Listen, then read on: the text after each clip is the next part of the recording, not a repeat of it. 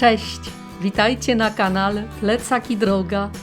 Dzisiaj ruszamy w 8. dzień mojej wyprawy szlakiem Camino de Santiago. Wyruszam z Estella, a moim celem jest Los Arcos. Po drodze czeka mnie kilka niezwykłych miejsc. Zatrzymam się w Irache, gdzie spróbuję wina płynącego prosto ze ściany. Tak, dobrze słyszycie. Potem odwiedzę urokliwą Asqueta i Villa Mayor de Monjardin, gdzie każdy krok przybliża mnie do Santiago de Compostela. Zapnijcie plecaki, bo czeka nas dzień pełen wrażeń, pięknych krajobrazów i niepowtarzalnej atmosfery Camino. Ruszamy! Mamy po 6 rano, jest 16 maja, urodziny Arusia. Pamiętamy, Ela też ma syna w tym samym dniu. Chciałam tylko pokazać, jak wyglądało. Tu były toalety. Ta herberga jest tania, ale i brzydka. Tu były prysznice, ale to są dla barterów. A na górze ponoć ładniej. Ja nie widziałam ich. Tutaj spałyśmy.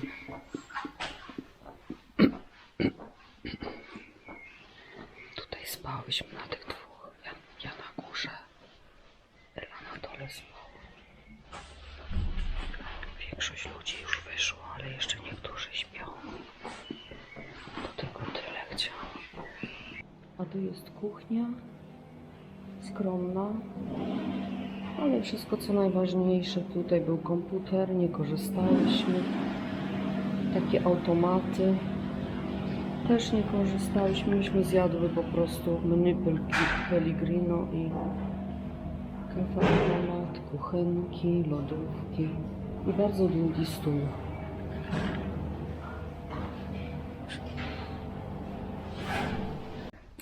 Wymarsz z miasta Estella.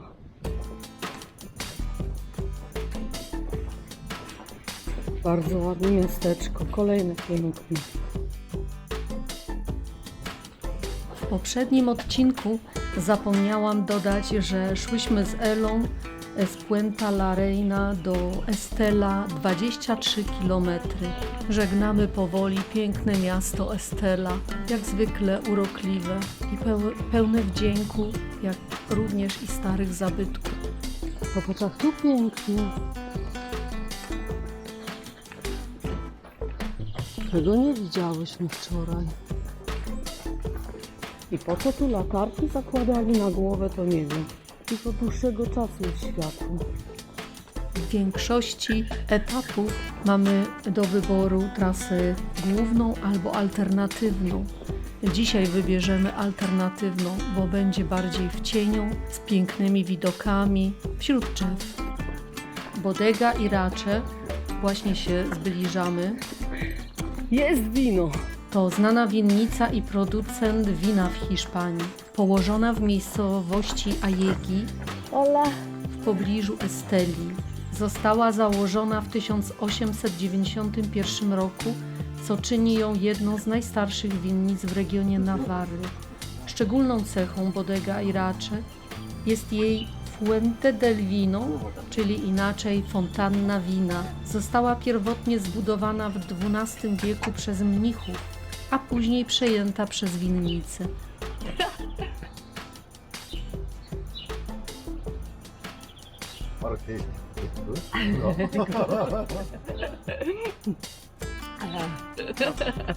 Bodega oferuje pielgrzymom na słynnym szlaku Świętego Jakuba możliwość bezpłatnej degustacji wina z fontanny. To wyjątkowa i popularna atrakcja na tym szlaku i mnie również bardzo cieszy. 16 maja, poranek, jest godzina 8:02, dlatego biją dzwony. Za nami taka droga właśnie, słoneczna, ale te góry chciałam pokazać. Mam nadzieję, że je widać. No, ja widzę coś pięknego, białe. Wyglądają jak ze Stanów Zjednoczonych góry skaliste. A, jeszcze coś chciałam dodać co do tej fontanny wina. Widzieliście 2 krany, prawda? No, z drugiego płynie woda. Ale z tego, gdzie wino płynie, to ono takim naprawdę oszczędnym ciurleczkiem leci. Ale pachnie bukszpanem. Patrzcie, po obydwu stronach. Pełno go. Okej, jest ciemny obraz, wiem. Ale atmosferę, uwierzcie mi, tu jest pięknie. Jesteśmy jagódki, czarne jagódki, mieszkamy w lasach brzozowych. Oczka mamy czarne, buźki granatowe, a sukienki zielone i seledynowe. Bo kiedy dzień nadchodzi, idziemy na jagody, a nasze młode serca biją nam radośnie bum tararara. Bo kiedy dzień nadchodzi,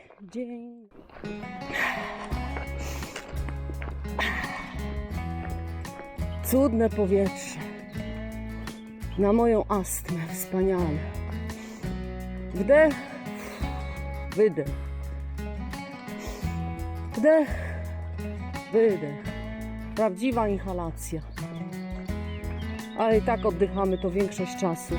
Mówiono było, że tutaj jest dużo chodzenia autobanu. Jak na razie to było tylko parę metrów. A dokładnie mówiąc 600 metrów. Nie wiem, o czym oni mówią. Nie zauważyłam żadnych autoban, że się idzie. Cały czas chodzimy takimi właśnie polnymi dróżkami. Albo dlatego, że my się szlaku trzymamy, a nie mapy. Wszystko jest pięknie oznakowane. Znowu z górki, jak widzicie. Tak. Ale jest ok. Jest wszystko bardzo dobrze oznakowane. Wszędzie strzałki i te takie słupki. Albo znaki. Wszędzie z muszlami, strzałkami. Nie da się zgubić. Trzeba tylko mieć oczy otwarte i nie gadać do kamery. Nie komentować całego dnia do kamery. Dlatego się wyłączam.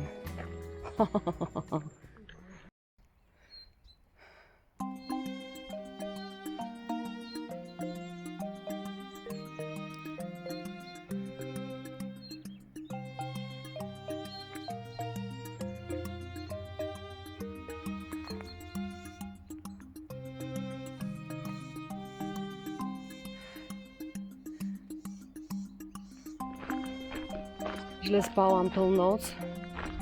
W tej albergze w naszej sali spało dużo osób. To nie jest kłopot, bo ja mam zauszniki, ale mój materac ja spałam na piętrze i miałam wrażenie, że mój materac jest od samego środka wybrzuszony.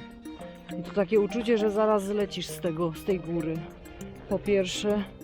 Po drugie, jakaś ta poducha, to wszystko jakoś, że w ogóle było mi niewygodnie. Niewygodnie mi było. Źle się spało. No ale maszerujemy dalej. Obudziłam się o której? Pierwszą pobudkę miałam przed pierwszą. I już do rana, wstałam przed 6. Do rana budziłam się regularnie. Co spojrzałam na zegarek? Ojejku, niby wydaje się, że człowiek przysnął, a to czas stoi w miejscu. Ale mimo wszystko nagrodzony dzień, bo był wodopój wina i niosę w butelce. Nie wiem, czy widać. O, tak będzie lepiej ze słońcem, nie pod słońce. Przepiękne widoki. Tu widzicie tylko las, ale ja odwrócę kamerę i takie widoki. Naprawdę, zapiera dech w piersiach. Ja wiem, że tego nigdy kamera nie odda. Żaden aparat. No, może są te refleks kamery, to one oddadzą to. Ale nie taki zwykły telefon komórkowy i jakiś DJI Osmo Action kamera. Ona jest do filmowania action. Śniadania nie jadłyśmy jeszcze. Nie było kawy, nie było kakałka, ani czekolady, bo policzone było na mapie, sprawdzone. Tu będziemy, tu i wszędzie jest pozamykane. Wszędzie lokale jeszcze pozamykane jest za wcześnie. I dlatego mogłyśmy były to zrobić jeszcze w mieście, w Esteli, bo tam były czynne. A nie, na szlaku będzie ładnie, w górach, kaweczka. No i mamy. Wszystko pozamykane, nawet kemping był zamknięty. Mam na myśli lokal, bo zajęty był. No i gdybym szła z namiotem, to byłby mój adres, jeden z wielu, ale się przeliczyłam. Namiot jest za ciężki dla mnie do noszenia, mimo że jest bardzo leciutki. Kupiłam 1100 gram z całym oporządzeniem 1300. To jak na namiot to nie jest dużo. MSR firmy. Jeden raz był użyty u Arka w ogrodzie. Jedną noc spałam w nim, żeby go wypróbować. A później rano myśmy go chlapali szlauchem z wodą, by sprawdzić, czy jest szczelny. Spisał się, zdał egzamin, dobry namiot. Ale co z tego, jak ja go nigdzie nie wezmę ze sobą, bo ja nie dam rady tego taszczyć, jestem za słaba. Ludzie noszą plecaki, żołnierze po 45 kg. Nie mogę w to uwierzyć. Dla mnie 8 jest wyzwaniem, a tam miałam 12. To w ogóle nie wchodziło w grę. Jeszcze po prostym jakoś szłam, ale pod górkę przez 6 km naprawdę myślałam, że dostanę zawału. Idzie za mną peletonik. Patrzcie, jakie ładne wejście.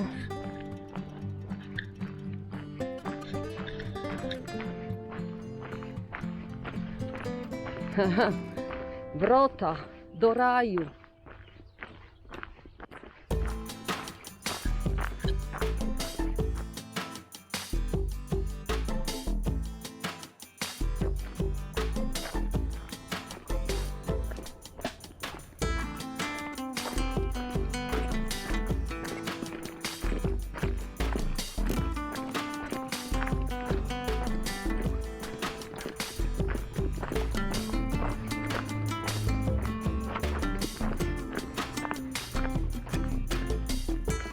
Przed nami miejscowość Asketa.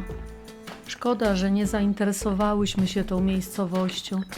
No ja nawet zdjęć nie zrobiłam, ani filmów. Nie mam żadnej pamiątki, bo przedstawiała się naprawdę pięknie.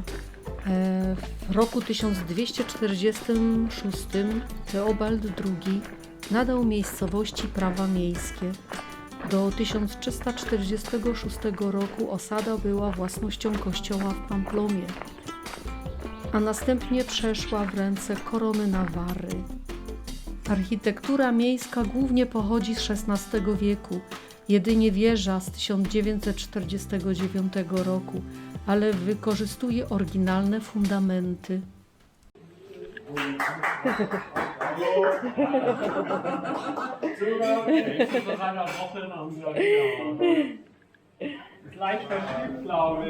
Super, super, sehr schön.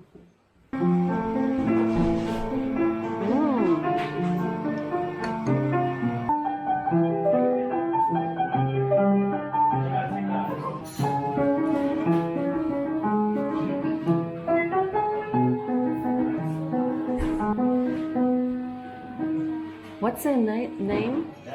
My name or the... No, daj. My name is Daniel. Barbara. Thank you And that so was, much. Very young years, maybe you know that. You know him. It's from the world of family. Maybe you know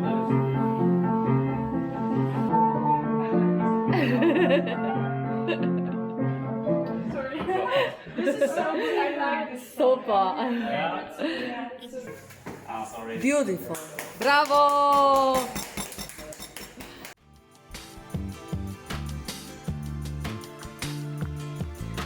To była bardzo miła wizyta w Café Bar Nontochar w Asketa. Daniel dał z siebie wszystko na rozklekotanym pianinie. I tak mieliśmy nie tylko strawę dla ciała, ale i też dla ducha. Bardzo dziękujemy za te miłe chwile.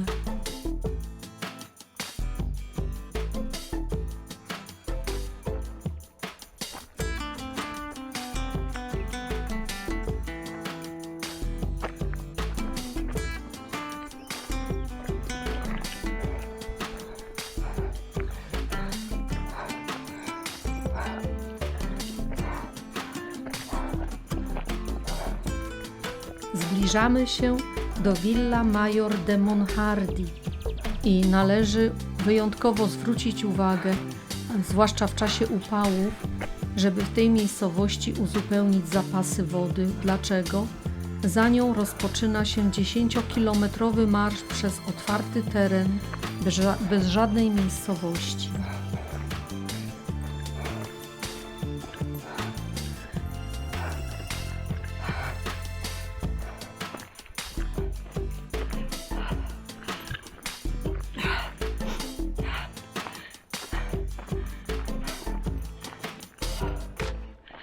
Jeśli będziemy mieli szczęście, to trafimy na samochodowy bar na trasie, ale nie jest to stały punkt.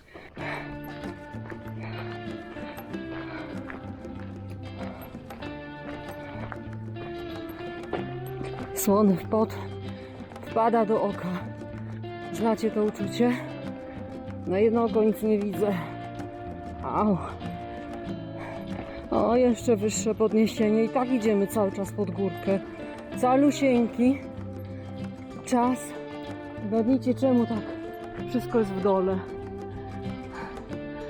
Bo idziemy cały czas pod górkę, ale tu się zrobiło kawałeczek jeszcze oszczej. Jakby tego mało było. Litości Panie, być bliżej Ciebie chcę. O Panie mój, z Tobą przez życia dróg.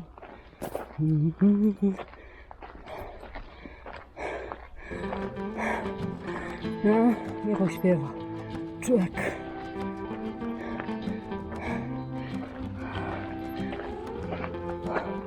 Izba się. O! Tak wysoko, jakiś kościółek. A on co tu robi? Jak mogli tu wybudować kościół? O! I jakaś kapliczka. O! I hacienda. Patrzcie, jak tu pięknie. Wyłączam, żeby zrobić zdjęcie, bo to jest coś cudnego. Jak zwykle. Warto było się wdrapać na tą górkę. Nagroda jest wielka. Tego w domu nie mamy. Mijamy średniowieczną fontannę Fuente Medieval i dochodzimy do osady Villa Maior de Monhardin. I tym razem przeszłyśmy jedynie przez tą osadę, która, co naturalne, również była urocza. Mam nadzieję, że jest program Red Steady aktywny. Nie widzę malutka ikonka, ale chyba jest aktywny. Zobaczcie, jaka ładna droga. Trochę wysunęłam wyżej kamerę na styku. O, hydrokultura, podlewają winogrona. Słychać. Jak tu pachnie. Miód malina. Tu będzie pewnie pięknie już. Sierpień, wrzesień to już będą zbiory. A nawet i końcem sierpnia. Chociaż nie wiem, co to za odmiana i co i jak.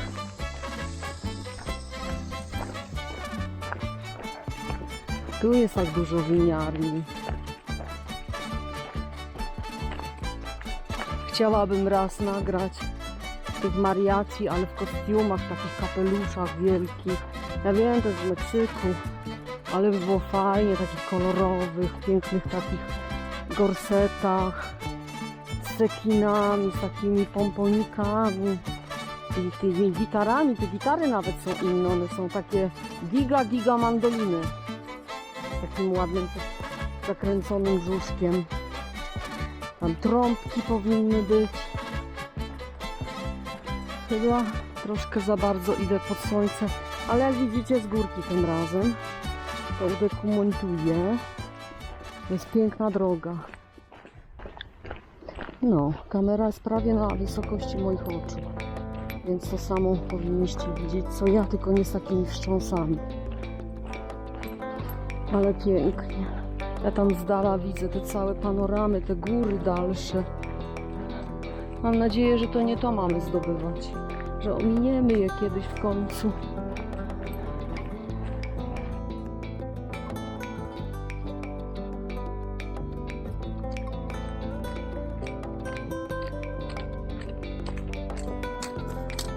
Buon camino.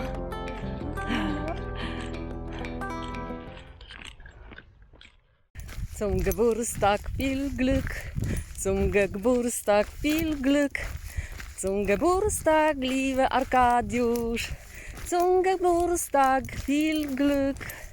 100 lat, 100 lat, 100 lat, 100 lat, niechaj żyje nam.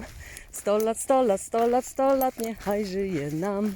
Niech żyje nam, niech żyje nam. W zdrowiu, szczęściu, pomyślności, niechaj żyje nam. Wszystkiego najlepszego, kochany synku. 36. urodzinki. Życzę Ci wszystkiego najlepszego. Niech się spełniają Twoje marzenia. Przede wszystkim życzę Ci zdrowia, sił i zdobywania celów, jakie sobie obrałeś. Niech one będą łatwymi celami do zdobycia.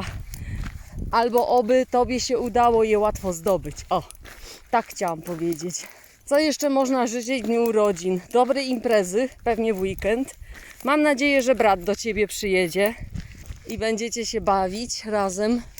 Do usłyszenia, do zobaczenia. Wszystkiego najlepszego. Zdrówka. U mnie w domu na stole w kuchni stoi Twój prezent. Weź moje klucze i dobijaj się i weź prezent ze stołu. Oby Ci się spodobał. Na razie. Buon camino. 100 lat, 100 lat.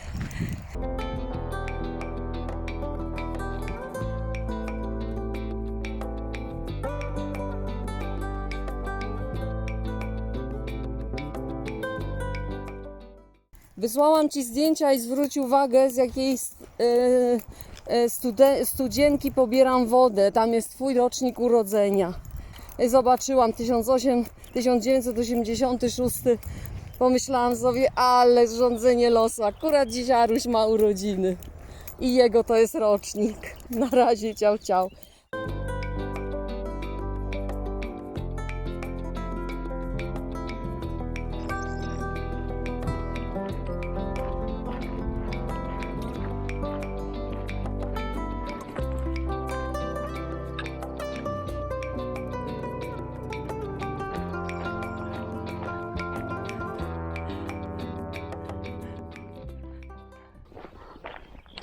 Tak tu pięknie. To jest tak pięknie, że aż pięknie. Słońce daje, a ja bredzę. Ale naprawdę mi słów brak. Mam nadzieję, że na filmach też tak będzie wyglądało. Mi zapiera dech. Coś wspaniałego. Nawara jest piękna, chociaż nie wiem, czy my jeszcze w Nawarze jesteśmy. Ale jak na razie do tej pory piękna droga. Pełno maków wszędzie, maki kwitną w zbożach, w miedzy, przy drodze. Wieje fajny zefirek i dobrze, bo w tych upałach to nie wiem. Ten tydzień ponoć ma być bardzo gorąco, powyżej 30 stopni. W tej chwili dochodzi 12 po południu, mamy 16 maja i cieszę się, że idę tą drogą Camino. I cieszę się, że już więcej nie odkładałam. Więcej straszenia niż to warte. Owszem, bardzo bałam się pierwszego dnia i rzeczywiście to nie było przesadzone jak na moje możliwości fizyczne. To było naprawdę ponad poprzeczką, że tak się wyrażę. Nie dawałam rady. Teraz też tam coś szczyknie, tu coś boli. Wiadomo, że człowiek nie idzie komfortowo jak na spacerku, dźwigając 8 kg plecaka, nie? Z górki pod górkę po kamieniach ślizgających się pod nogami. A jeszcze niech wpadnie malutki choćby okruszek piaseczka. Jak to uwiera. Wszystko ściągać, nie wiem gdzie usiąść, człowiek leci gdzieś w miedzę. Ale warto. Namawiam, gorąco namawiam. Kto ma zdrowe nogi, niech rusza. Chociaż i tu widzę z chorymi nogami, z poważnymi schorzeniami kostnymi. Idą wolniej, idą bardzo wolniutko. I jakoś tak się dzieje, że codziennie jesteśmy razem na szlaku. Może trochę później dochodzi do albergę, ale mimo wszystko codziennie się widzimy na szlaku. Więc nie ma. Polecam z całego serca, coś wspaniałego. Na szlak dziś wyruszam, by przeżyć Cię znów. Przygodą włóczęgo wybranko mych snów. O jak pięknie, stokrotki. O.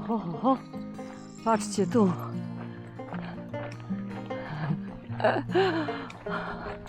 Mówię wam wychodzić z domów na tą trasę, pakować plecak i idźcie tak samo. Udało się. Miałyśmy szczęście. Na trasie był czynny samochodowy bar Eduardos i w dodatku pod drzewami w cieniu. Odpoczęłyśmy i znowu w drogę.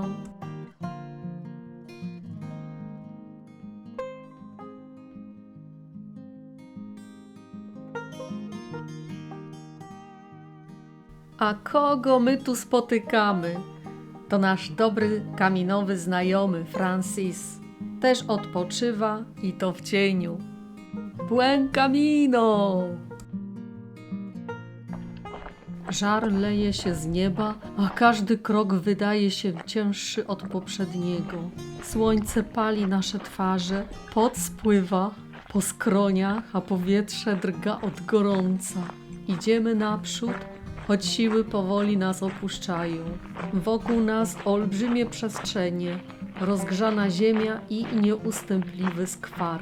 Czy zdołamy dotrzeć do celu, zanim upał nas pokona? Oj, ostro z górki, zaczynają kolana boleć. Muszę chyba zwolnić, ale się wyłania powoli Los Arcos, bo dzisiaj jest cel Los Arcos. Chyba że postanowimy iść dalej.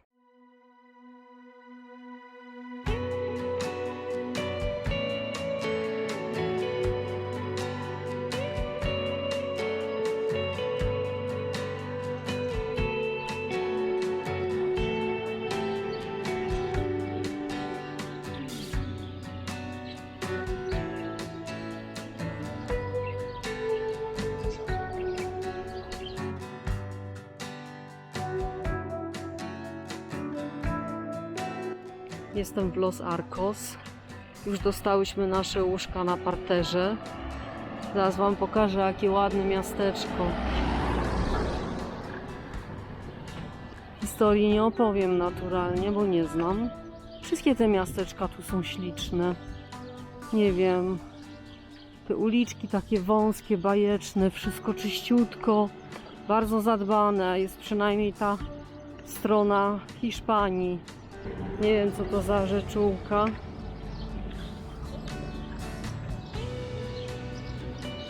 Idę mostkiem, żeby przejść na drugą stronę. Tu będziemy gdzieś jadły kolację. Chcę się zorientować, gdzie jest ten lokal, do którego zaraz przyjdziemy jeść. Będę szła cieniem. Jest za ostre światło, ledwo widzę. Jest ponad 30 stopni, bardzo ciepło, ale wieje fajny wiaterek górski. Tu jest jedna restauracja, ale do niej nie zamierzamy, bo tu nie ma menu pielgrzyma, a my chcemy menu pielgrzyma. No korzystamy, nie? Ciekawe, ile jeszcze karty mam. 79 minut. Aha, patrzcie, jaki portyk. Wow. Nieźle. Bardzo ładnie. klamek nie widzę, to znaczy, że wtedy, kiedy są drzwi otwarte, można wejść. A tu wisi Jezus ukrzyżowany. Los Arcos. Najważniejszym zabytkiem jest kościół Santa Maria de la Asunción. Choć istnieje w tym miejscu od XII wieku, trudno doszukać się elementów pierwotnej budowli. Portal jest renesansowy, wnętrze świątyni w wielu odmianach barokowych. Podoba mi się tu. Wszystko jest takie stare, prawdziwe, oryginalne. W XI wieku Sancho IV, garces z Nawary, ponownie zasiedlił tę miejscowość po bitwie trzech Sanchos, która miała miejsce w Valdegon w 1067 roku. Wojska nawaryjskie i aragońskie stanęły naprzeciw wojsk kastalijskich. Po druzgoczącej porażce Kastylii król miał podarować napięty łuk z hiszpańskiego arco i nakazać zasiedlenie miejscowości. Jak to się nazywało, matko? Uczyłam się z historii sztuki i zapomniałam. W obecnych czasach gospodarka opiera się głównie na rolnictwie, w szczególności uprawa winorośli, oliwek, a także pszenicy i jęczmienia. Przemysł przetwórczy obejmuje sektory tekstylny, spożywczy i drzewny. Z drugiej strony kościoła. No nic, szukamy, aż się zgubimy. Co tu? O, aż mną zarzuca. No, już nie umiem równowagi utrzymać. O, jak tu ładnie. Aha. O, i jest automat do pieniążków. Geldautomat.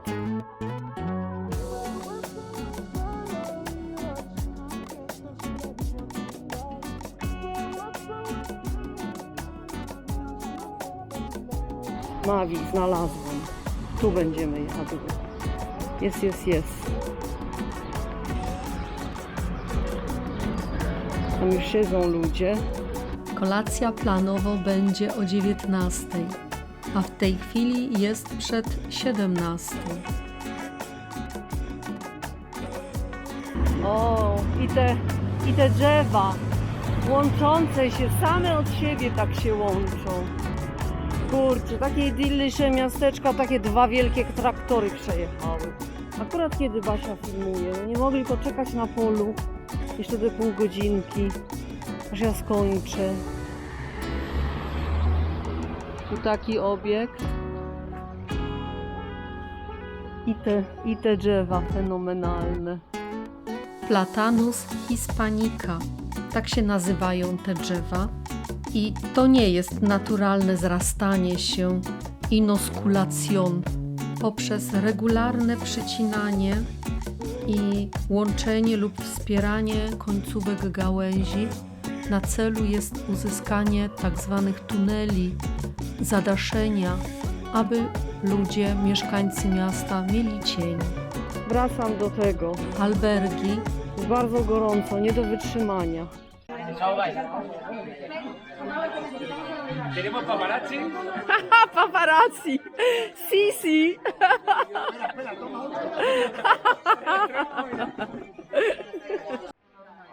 Wracam do albergi, a tu wesołe towarzystwo pielgrzymów z Hiszpanii, mających siły na naukę Belgijki, tańca żywego i wesołego.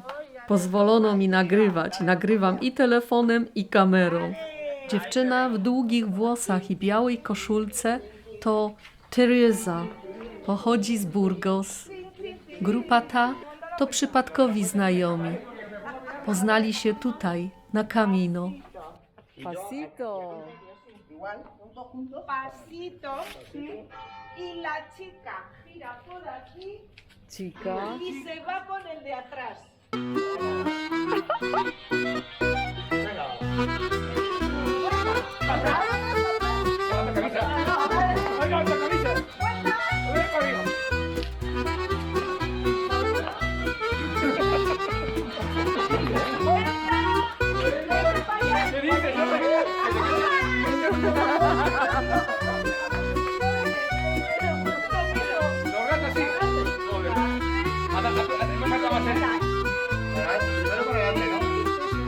Ahora, ahora. Venga.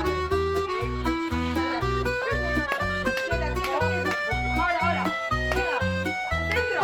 Exterior. Mira. Y centro. Exterior. La chica fuera. Atrás, atrás.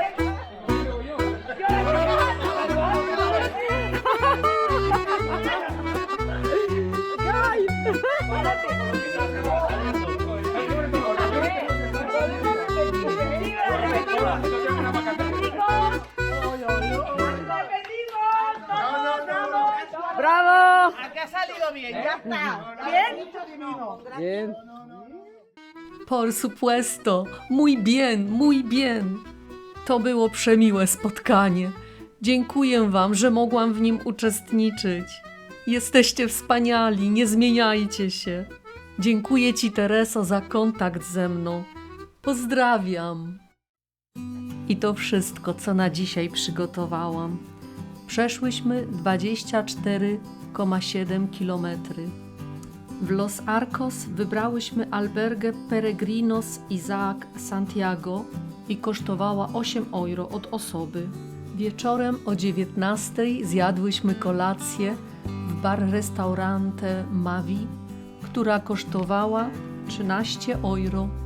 Kolacja była wyjątkowa, ponieważ nie byłyśmy same. Poznałyśmy dwóch przemiłych pielgrzymów.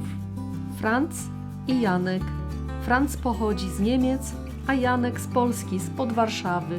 Kolacja była wyśmienita i towarzystwo doborowe. A nam wszystkim życzę dalszego buen camino.